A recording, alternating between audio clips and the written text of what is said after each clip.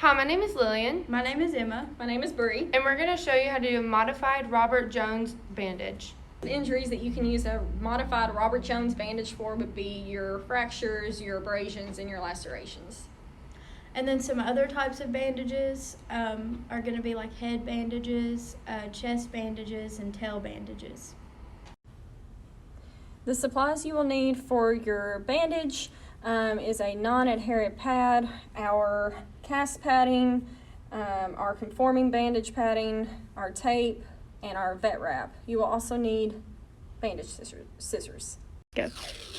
Okay, so the first thing you're going to use is your white bandage tape to make your stirrups. You're going to place the stirrups on the distal 1/3 of the limb, overlapping the toes and extending approximately an equal length from the end of the leg. Be sure to tab the ends or place a tongue depressor between for easy separation later on in the procedure. Next, you're going to want to place your non-adherent padding, and you're going to want to wrap the leg lightly with cast padding starting at the toes and moving proximally. You want to overlap the bandage 50% as you wrap and try to get at least 2 layers of padding. It is important not to exceed approximately 2 layers of cast padding. Excessive padding will cause premature loosening of the bandage as the cotton compresses over time.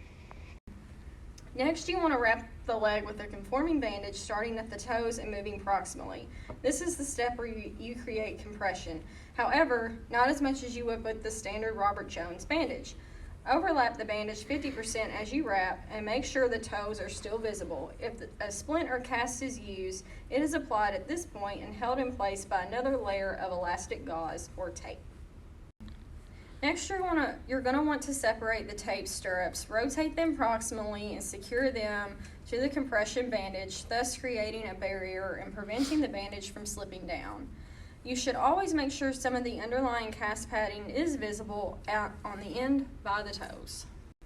Lastly, you want to wrap the leg in vet wrap starting at the toes at an angle to cover the distal ends of the bandage, and again moving proximally as you progress. Be sure to overlap 50% as you apply the material and make sure that the toes at the end are visible. So this completes our demonstration of the modified Robert Jones bandage. Again, you want to make sure that you always leave some of the underlying padding visible on the end by the toes. You always want to make sure your patient toes are visible at the end too to monitor the patient for swelling.